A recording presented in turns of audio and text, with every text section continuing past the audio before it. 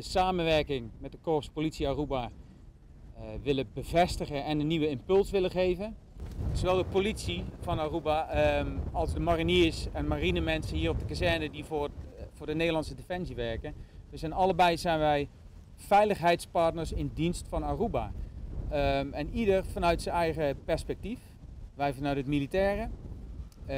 Maar daar is een verschil, maar er zijn ook overeenkomsten. En die overeenkomsten die kunnen we beter benadrukken.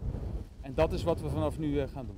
Korpspolitie hebben we een strategie. En die strategie gaat over het zoeken en het verkennen van veiligheidscoalities, bestaand en nieuwe.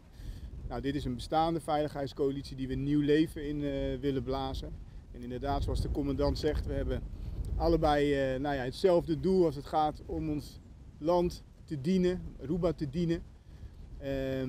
En in die hoedanigheid is het beter en is het natuurlijk veel effectiever als we elkaar versterken.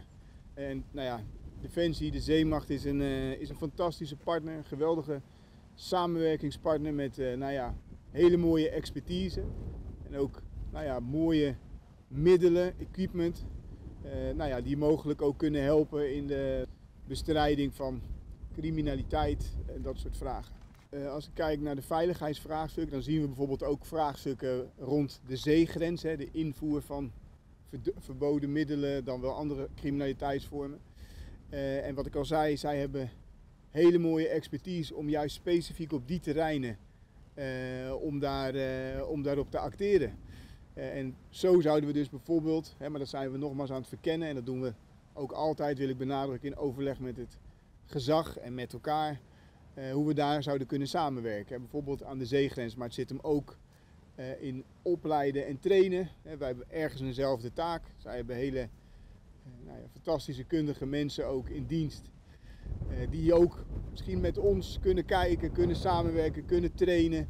Om het vakmanschap nog scherper te maken en nog beter gezamenlijk het kunnen optreden.